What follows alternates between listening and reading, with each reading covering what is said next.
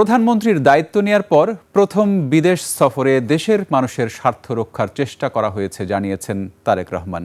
তার মালয়েশিয়া ও চীন সফর নিয়ে সংসদে নেয়া ধন্যবাদ প্রস্তাবে তিনি বলেন, এখানে ব্যক্তিগত কোনো বিষয় নেই।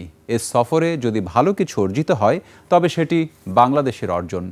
আর সদস্যরা বলেন, প্রধানমন্ত্রীর এই সফর দেশের পররাষ্ট্র নীতি ও অর্থনৈতিক কূটনীতির ক্ষেত্রে এক যুগান্তকারী মাইলফলক। মানিক শিকদারের রিপোর্ট।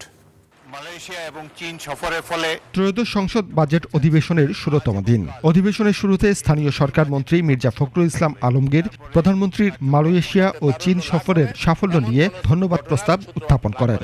বাংলাদেশের সঙ্গে মালয়েশিয়া এবং গণচীনের যে সম্পর্ক, এটা আরো দৃঢ় হয়েছে এবং বাংলাদেশের অর্থনৈতিক উন্নয়নে তারা তাদের ভূমিকা অক্ষুণ্ণ রাখবেন। রোহিঙ্গা সমস্যার ব্যাপারেও সমাধানের ইঙ্গিত তারা দিয়েছেন। মাননীয় প্রধানমন্ত্রীর কে ধন্যবাদ জানিয়ে, সংসদ থেকে ধন্যবাদ জানিয়ে এই সংসদ থেকে একটি ধন্যবাদ প্রস্তাব গ্রহণ করা হোক। ধন্যবাদ প্রস্তাব সর্বসম্মতিতে গৃহীত হলে আলোচনায় অর্থ ও পরিকল্পনা মন্ত্রী আমির খসরু মাহমুদ চৌধুরী এবং বিরোধী দলীয় নেতা ডাক্তার শফিকুর রহমান প্রধানমন্ত্রীর ২১ থেকে ২৬ জুনের দুই দেশ সফরের কৌশলগত গুরুত্ব তুলে ধরেন। মালয়েশিয়ার সাথে আমাদের এনার্জির একটা বড় ইন্টারেস্ট রয়েছে এবং অন্যান্য ট্রেড ইন্টারেস্ট রয়েছে, ট্রেড অ্যান্ড ইনভেস্টমেন্ট ইন্টারেস্ট রয়েছে। চায়নার সাথে আমাদের এগেইন বিভিন্ন অবকাঠামোগত উন্নয়নের ব্যাপারে, চায়নার সাথে বিশাল ট্রেড আমাদের সাথে, actually they are the largest trade partner of Bangladesh. কারো সাথে আমাদের চুক্তি যাই হোক, সেটা হবে মিউচুয়াল ইন্টারেস্টের ভিত্তিতে। আমরা কাউকে ক্ষতিগ্রস্ত করতে চাই না, কিন্তু আমরাও ক্ষতিগ্রস্ত হতে চাই না। এই ভারসাম্যটা রক্ষা করেই আগামীর পলিসি যেন পরিচালিত হয়।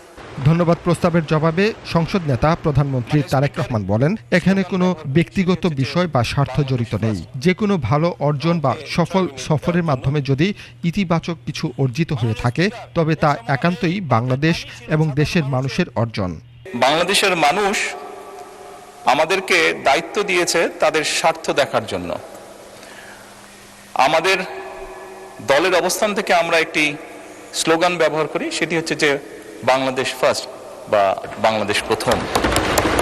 আমি যে কাজটি করার চেষ্টা করেছি মাননীয় স্পিকার, আমি আমার অবস্থান থেকে আমি আমার দেশের মানুষের স্বার্থ নিয়ে কথা বলার এবং সেই স্বার্থ রক্ষা করার চেষ্টা করেছি মাননীয় স্পিকার।